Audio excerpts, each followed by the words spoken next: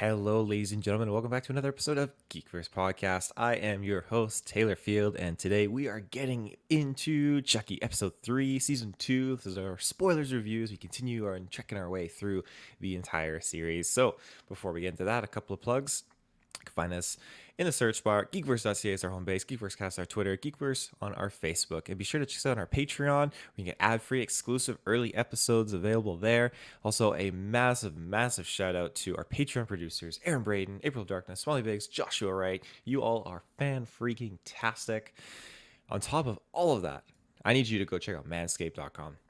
Sorry, you can get 20% off if you use the code GVPOD, and you get free shipping. It's incredible, amazing products. Definitely worth checking it out. Additionally, we have on November 5th, our 6th annual 24-hour Extra Life stream. We're setting a goal of $3,500, and it's going to be tons of fun. We got trivia, we got games, we got tons of guests. They're going to be showing up. It's going to be an absolute great time, so be sure to check our news feeds for information on that. I think that covers all the plugs. We just did Black Adam, so you definitely want to check Black Adam, our review out. But yeah, let's get into our non-spoilers thoughts here. So this episode, it was much more narrowed down in terms of its story. I'd say we were not really a spoiler, but we weren't really jumping around into all these different areas trying to really move the story along. In this episode, it was nice that we got much more of a contained storyline that was just furthering our characters and just kind of like focusing on that narrative and the tribulations that have appeared now for our group. And I like that. It felt like it was using what it had, which I feel like it is a relatively limited set for the whole show for what they're trying to do, but it still hasn't felt like that. Even though some scenes are definitely the same set piece reoccurring, it's just the difference of events and the sequences that are occurring in these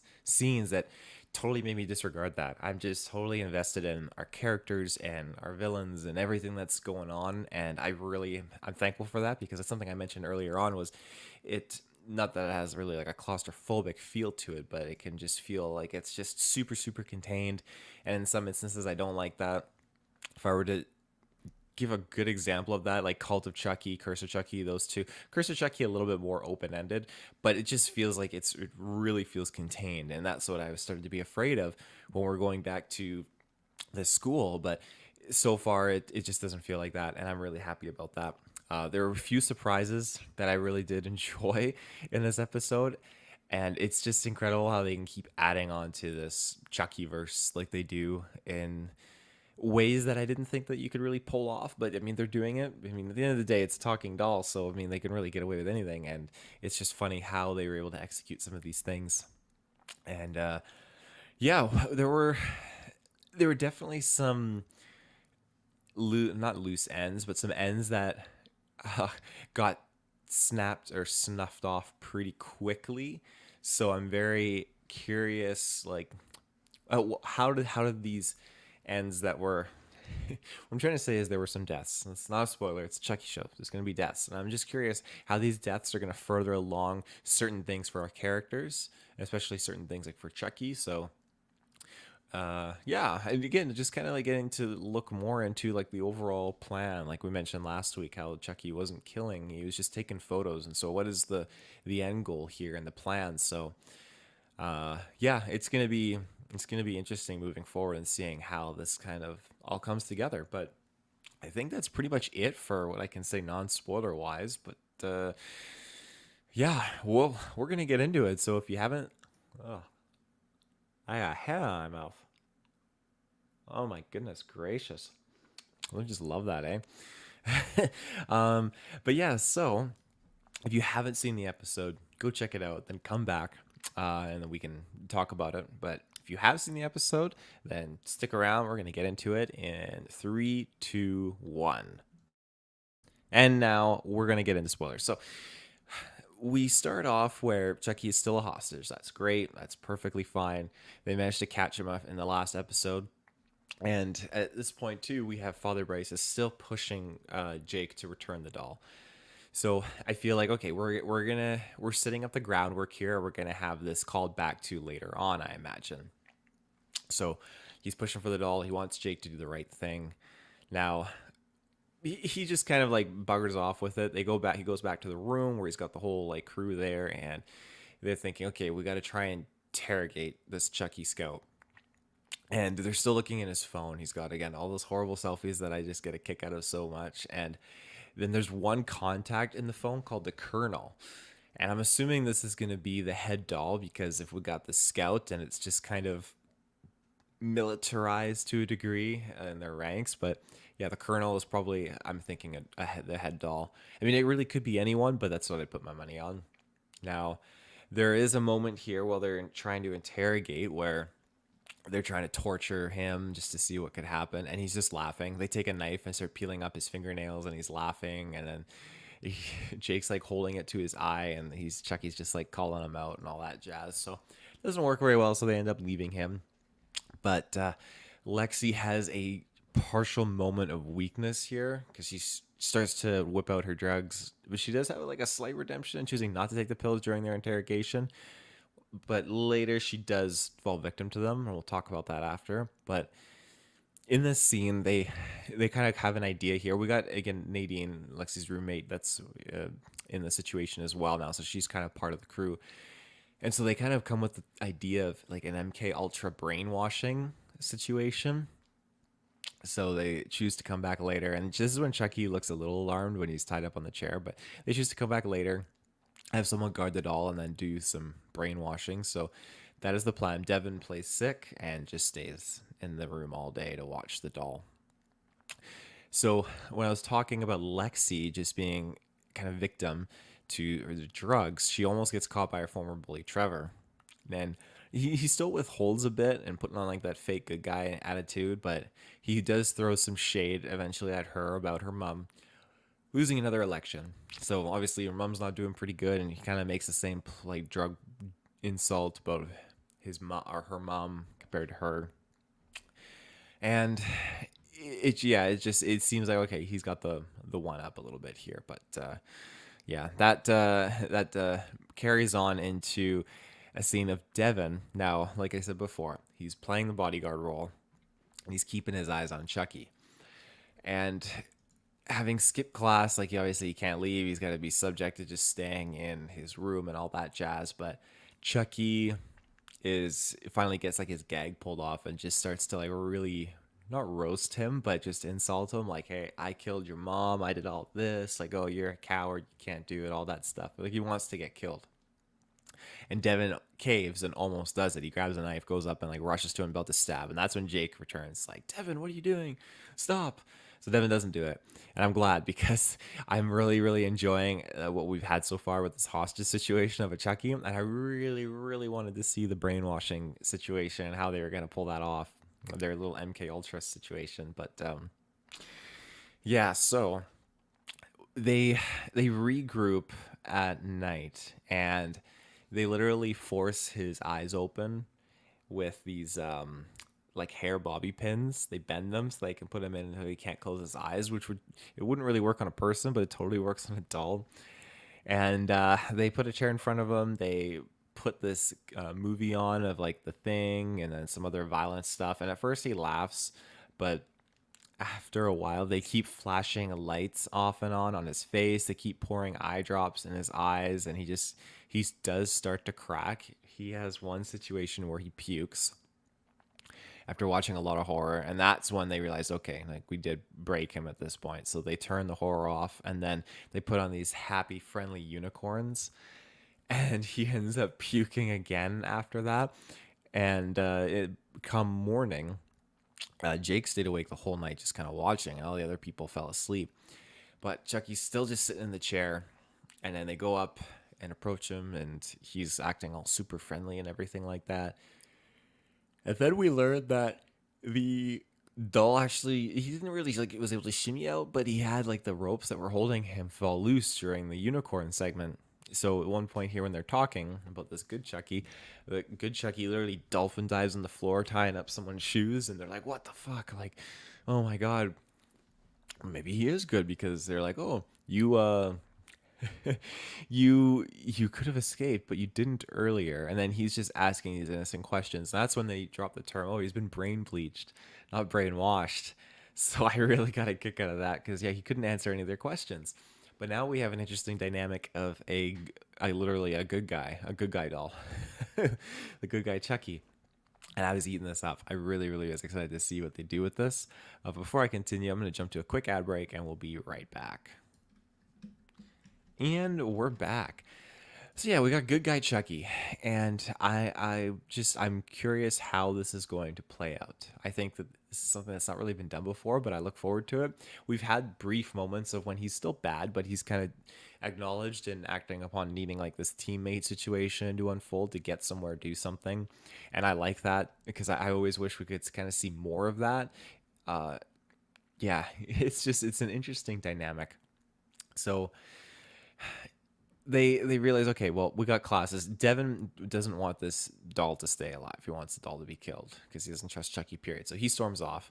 Classes are coming up, but Jake goes off. He's like, okay, I got to find Devin. And Lexi's like, okay, I got to go too. And Nadine stays with the good guy doll. So Jake and Devin, they run off. And then Jake kind of convinces him, like, hey, I got all this stuff. Like, I feel super guilty. I can't do this anymore. Like, we got to just keep him alive for now.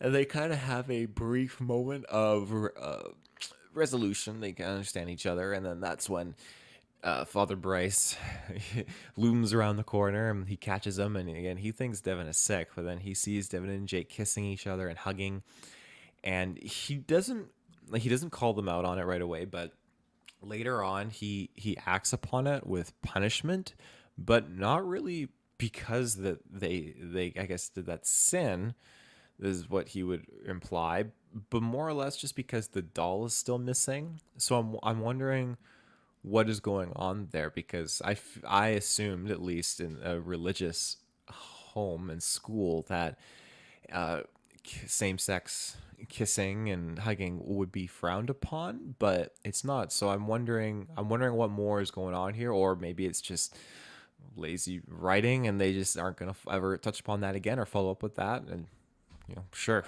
I guess. But they made such a big scene about it when that happened, and Father Bryce caught them. So I feel like they're gonna follow up with that, and it'll be interesting to see the fallout of that as well. But I digress. So moving on from that, we get Lexi, who just had to go off and kind of find her way of more pills.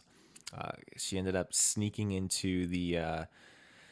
Well, I guess no, she didn't know at this point that she could sneak into the medical office and get some more drugs because she still has some, right? Because she had her situation earlier where she almost succumbed, and she did succumb. But in this situation, she is succumbing again. So she goes to a water fountain to take some water with it. And then, sure enough, Trevor pops up, starts throwing shade. And then Lexi gets the upper hand here because one of the nuns walks out. She's like, no, Trevor, I don't know where you can buy condoms. And totally gets him in shit and hot water. And then she storms off, all victory and heroic. So that was a good play, her getting the upper hand. And then after that, we have this is when they go back to Chucky and like, oh, Devin's not back yet, because this is when Devin gets kind of apprehended and is basically punished, but not for kissing Jake, for Jake not returning the doll. So he's subject by Father Bryce to cleaning all of these metal ornaments and stuff in the chapel. So that's fine. Now we have our characters that choose to go to class or have to go to class. And Nadine again was watching the doll at this point when our mains kind of stormed off. And Nadine just had like a great time with the doll. They were talking about different topics and stuff like that, and he's being super friendly. Lexi now is the one to stay behind, and Nadine has to go to class, but also goes to the chapel for confession. And then Jake is also going to class. Devin's cleaning. So we have our characters divided, and that was kind of the theme. Almost from the start when they started to break off when this interrogation thing was going on. But so Lexi is left behind and she doesn't do well because it's the killer doll. So as they're kind of talking and going through everything, Chucky's asking these innocent questions and eventually gets around to asking, like, do you have a boyfriend? And Lexi's like, yeah, his name is Junior from season 1. And Chucky's like, oh, Junior, that's like a nice name. I like Junior. Junior, Junior, Junior, Junior, Junior. So this killer is just just going off junior, junior, junior, junior, and it's making you think like, okay, is he just like screwing with her? Is he doing some mind games of his own? But I genuinely think no, he's just being innocent and just junior, junior, junior. And it was enough to upset Lexi, and she was having another situation. So she storms off to the bathroom to do some more drugs, and she ends up dropping some of her drugs, gets into a panic attack, and is just kind of like having like a relapse situation. So she's trapped in there. She leaves the doll alone. Now this is when things kind of go sideways, because then we get when Nadine's going to confession, she's got father, this father who hates his job, obviously, or at least talking with Nadine. They're in the confessional booth, and she's just like sounding off on all of her sins and all that jazz. And then we get the father getting murdered by, well, behold, Chucky. And they're trying to insinuate that good guy Chucky was never a good guy and he went off and did this. So this Chucky is killing the father. And I always get a kick out of when you have the transition between doll and actual like little kid as the Chucky, because when you get the overhead scene after Chucky kills this priest or this father and then tells like Nadine like, oh, 400 Hail Mary, it's a horrible accent, 400 Hail Marys and be gone. So she goes off to do her 400 Hail Marys, but you get this top down view and it's obviously a kid in the Chucky suit who's like creeping out after choking out this father. So they don't give us a good glimpse at this Chucky. And that was my first kind of thought, like, hey, we're dealing with a different, for sure a different doll. We also, sorry, I failed to mention, we also got a quick brief scene. Like if you blinked, you could have missed it, but a delivery truck dropped off another box. Now I didn't confirm that was another Chucky, but it's safe to assume it's a Chucky. And at this point, this is just kind of what confirmed it for me. So, yeah, after that, he was seen again later in the presence of Trevor. Because, yeah, the no one knows that the father died, but they came back to uh, the room and they were looking to see, okay, like, where is Chucky? And that's when they found Lexi had left. And so Chucky was gone and they're all freaked out. But now, this is when Father Bryce went downstairs and found that the Chucky was returned back to his office. So it's this is where I think, okay, this is definitely the good guy Chucky, but it's weird that the good guy Chucky would go here and just de-animate himself. And like, what instinct was he holding just to kind of go back here? And why would he de-animate himself in the presence of a rando? Because he's been brain bleached. So there's just some interesting things here that I'm trying to follow, because there's just this whole plan that's going on and I'm really trying to crack it and figure it out. But so he's back in the office of Father Bryce, and then now there's this supposedly Chucky is still though running around and killing, because Chucky's not here. They learn that, okay, Chucky's back in the office. So Devin gets out of his punishment, and Father Bryce looks very pleased with himself, you could say. So while they're in the room and they're trying to figure out what's going on, they leave because obviously they're just going to go and get things kind of like sorted out here. No one is in the room, and this is Lexi and Nadine's room. So Trevor decides to sneak in and plant some drugs. Now, it's interesting because he's just trying to further along add to her drug addiction. He called her out earlier for being a drug addict and all that stuff, but yeah, this is on top of all that, this is where you have all our characters facing their tribulations, because we learn to in these difficult this difficult time that, okay, Devin's going through his own things, and we have Lexi who's really going through her own things as well, because Nadine had a moment with her in the washroom when after she had dropped her drug down the drain. Nadine came to comfort her and just really, really be there for her. So all our characters are really divided and facing this tribulation. So I'm excited to see when they eventually like overcome this and team up. But for right now, yeah, it's not their time to shine. They're shining definitely like with what they're delivering, but it's just not their time to shine like in this situation. They're not feeling good about themselves, but they're making their way through it. So as I said, Trevor is going into the room and he plants the drugs and then he's walking out. But then this is when, again, we don't get that full on shot of Chucky. The door opens and we see the shadow, and the doll then is like approaching him, and Trevor's like, no, no. And this doll, like, you see the Chucky hand like hit him in the head, sends him fucking flying. He got launched. Holy shit. And I thought, okay, well, we've never seen a doll be able to do this before. So what is going on with this doll? All of a sudden, because Trevor's like, no, no, no, you see this fist go through his chest, punching his heart out. This full on hold through his chest. And I'm thinking, okay, I've never seen a Chucky doll do this either. This is insane. The body drops, but before it does, we see the hole through the chest, and we see Chucky's face there. And he talks, and it sounds like Chucky, but there's a little bit of something else in there too. It's a little like heavier.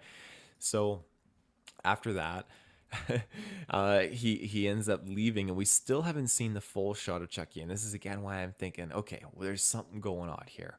Why haven't we seen this full body Chucky? It's got to be something different, not the same one. It turns out to be true.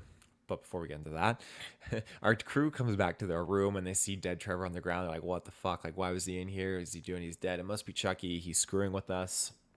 So they see that, okay, there's room inspections. Of course there is. So they hide the body. The boys go into the closet, and then Lexi and Nadine act like they're playing with stuffed animals and teddy bears and all that jazz. So inspection happens, and she just quickly gets out of there because Nadine starts acting intentionally, like really over the top, making the nun uncomfortable. So the nun leaves, and that's great. And this is where Devin can't take it anymore, so he zips out. He doesn't want it to be Jake or anyone that gets hurt, because then what's he supposed to do? Which is fair. So after all that, we still haven't seen really more of Father Bryce here, but they managed to like semi clean up the room a little bit. But yeah, they finally go off on their own, and then we get a good glimpse at this evil Chucky. Now, we go back to Father Bryce's office, and we see, okay, good guy Chucky is still chilling here. He's having a good time, but now he's reanimated himself, and he's just playing in Father Bryce's chair, and the door swings open, and he's still moving around. So I'm just confused why he would have played reanimated Chucky earlier when Father Bryce caught him, and then animated here and just get himself caught. It's fine though, because it wasn't a main like human character. It was the muscle Chucky. This Chucky walks in talking heavy, and he starts talking about like, oh, good thing I skipped breakfast because I'm gonna eat some cream puffs. And his whole chest is just beefed out. He's shredded, which now it makes sense because we've seen the scout, now we've seen the muscle, and this is Chucky that's gone around like punching people through the chest and everything, and just been super, super aggressive. So now we have that. And it's going to be interesting, because is he going to try and convince Chucky of being bad? Is he just going to like tear his head off and kill him and just replace him as the Chucky in this situation? Like there's so many different avenues they can pursue with this, and just having last season we had like the one Chucky for most of it, and then he jumped bodies, which was really clever. And now we have a whole army of them, and they're still just trying to figure out, okay, where are all the Chuckies? How many of them are there? Who's the Colonel? All these different questions. And I love that we have this whole group of these Chuckies just acting out these different roles. And it's going to get so, so fantastic. I feel like when it gets a little bit more crazier, when we move down this list of different classes of Chuckies, like you could create a freaking game now of survival hiding in this house, just with these different classes of killer Chucky trying to come at you. That'd be freaking awesome. So that's why I love the show. It's outrageous, and they're just tackling just some crazy things. Just full shredded Chucky. I just can't get over that. So that's pretty much the whole episode. And we don't get to see any of Glenn and Glenda with Jennifer Tilly, which makes sense. That's going to be a pretty hype episode in its own. And I imagine there's going to be a lot to cover and focus on. So this episode was just our characters and their tribulations, which is fine. I really like seeing them kind of struggle and overcome and just get through everything that they had to tackle. So some good stuff in this episode, and I'm really looking forward to episode 4. Yeah, but that's pretty much it. So I hope you enjoyed this episode, the spoilers episode 3 review. I'll be back again when episode 4 drops next week, and we will keep at it. So thank you for tuning in, and we'll see you in the search bar. Have a good one.